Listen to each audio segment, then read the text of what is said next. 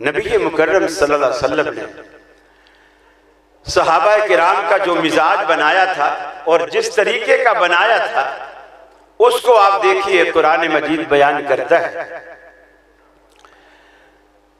रसूल अकरम सल्लल्लाहु अलैहि वसल्लम का आज जैसे 12 रबीउल अव्वल का दिन है, आप दार फानी से रुखसत हो, आपका जसद अतर सैयदा आयशा के घर में रखा हुआ है, आपने एक धारीदार यमनी चादर ओढ़ रखी,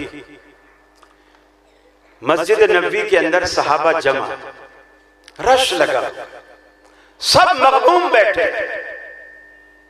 सब पर ऐसी कोई मुसीबत टूट पड़ी, किसी के चेहरे पर खुशी के कोई आसार नहीं, गम ही गम। हजरत उमर जैसा बहादुर, जी वकार, जी फहम तलवार नियाम से निकालता है और मस्जिद नबवी में लहराता है और कहता है, खबरदार, अगर किसी ने कहा नबी फौत हो गए तो मैं गर्दन उड़ाऊंगा उसकी, मैं गर्दन उड़ा दूंगा अगर किसी ने ये कहा। थोड़ी देर बाद सिद्दीक़ अकबर आए, बेटी आयशा सिद्दीक़ा रज़ियल्लाहु ताला अन्हा के घर गए, पेशानी से कपड़ा हटाया, माथा चूमा, फरमाया अल्लाह आप पर 2 मौतें नहीं लाएगा, यही मौत है जो आ चुकी है। वापस मस्जिद में आए, सहाबा को भी बैठे हुए देखा, उमर को भी तलवार लिए खड़े हुए देखा, सीधा मिंबर पे चढ़ गए और मिंबर पे चढ़ने के बाद एक दावा उमर ने किया था कि नबी फौत नहीं हुए, एक दावा अब सिद्दीक़ अकबर ने कर दिया जो हजरत उमर के दावे के बिल्कुल खिलाफ। फरमाया मन कान यअबुदु मुहम्मदन फइन्न मुहम्मदन क़द मात,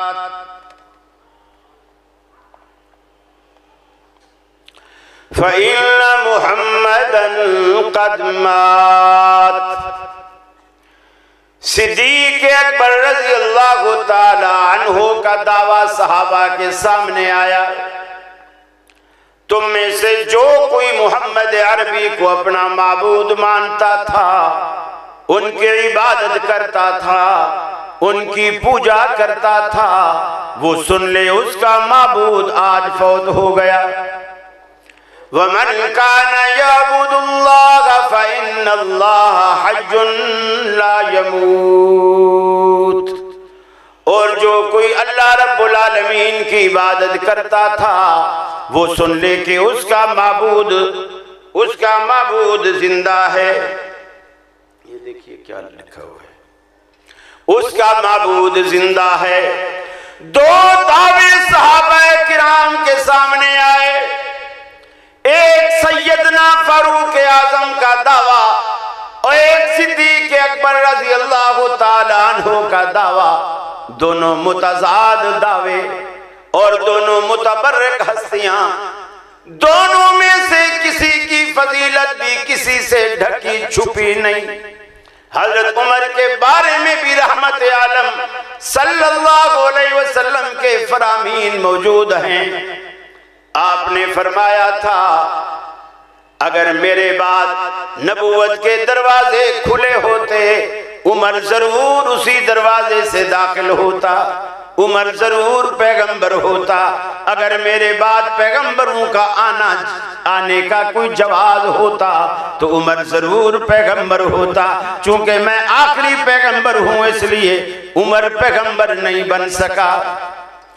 फिर आपने ये भी फरमाया, उमर इतना जरी बहादुर इंसान है, ऐसा बारोब है, जिस रास्ते पर चल निकलता है इब्लीस को भी वो रास्ता छोड़ना पड़ जाता है।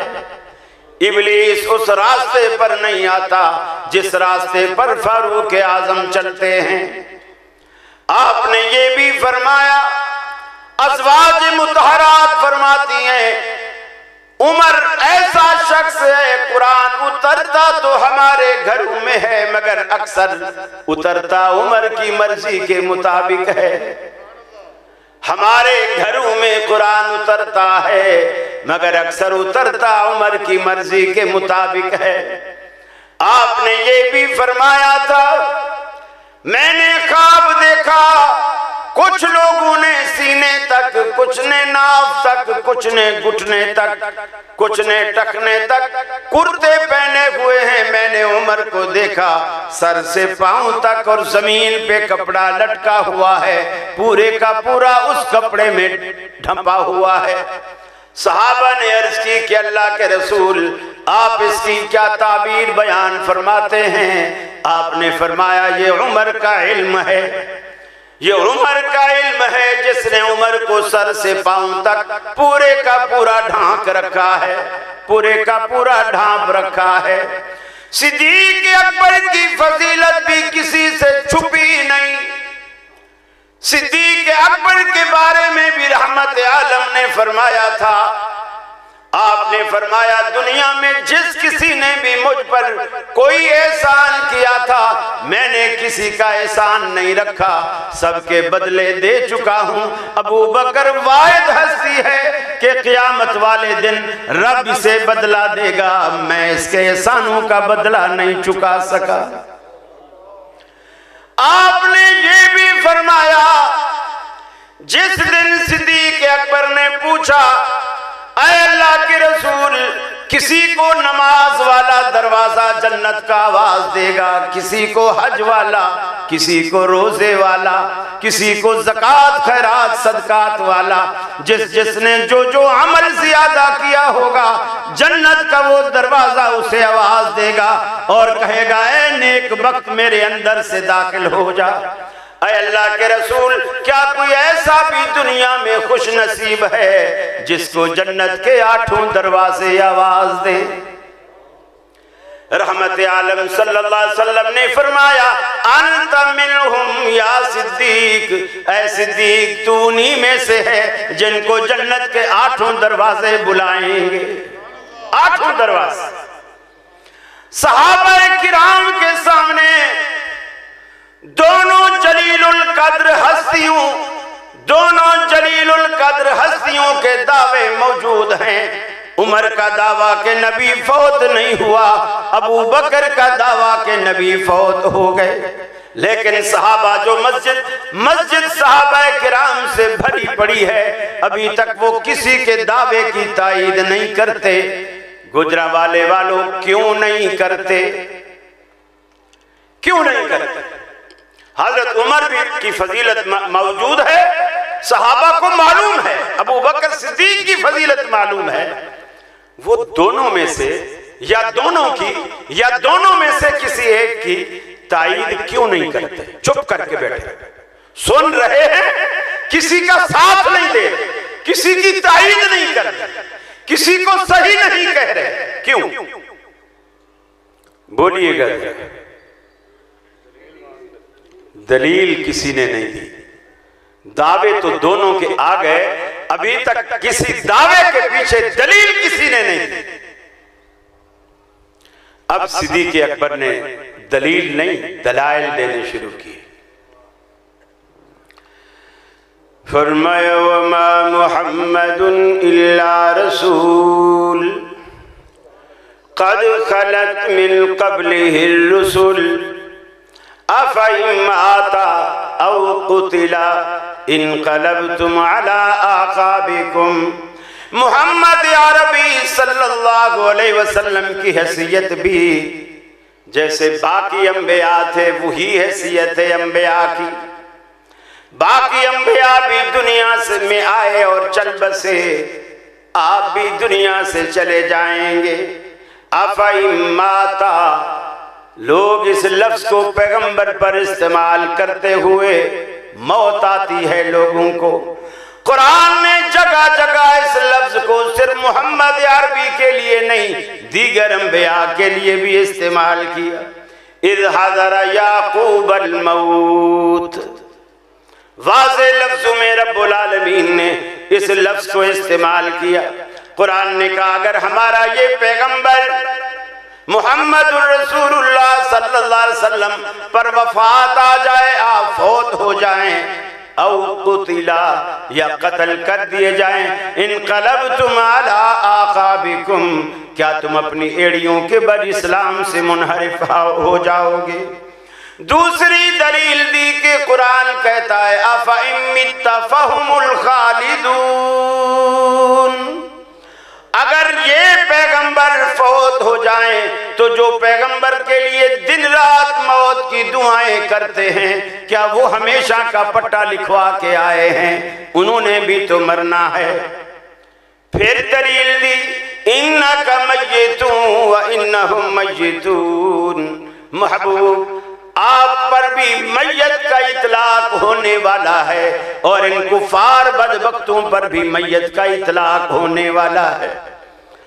आप भी दुनिया से जाने वाले, आपने ऐसे तो नहीं कहा था जब सैयदा फातिमा ने आखिरी दिन अपने बाबा को ठंडे पानी के तश्त में बार बार हाथ डबोकर चेहरे पर फेरते हुए देखा और हुजरा ऐशा में तशरीफ लाई, इस कर्ब और तकलीफ में देखा तो बेसाख्ता जुबान से निकला वाह कर बाबा, हाय मेरे अब्बा की तकलीफ मुझसे देखी नहीं जाती, मुझसे बर्दाश्त नहीं होती। रहमत आलम ने फरमाया ला कर बाबा दल यौम, ऐ बेटी परेशान न हो, आज के बाद तेरे अब्बा को कोई तकलीफ नहीं होगी।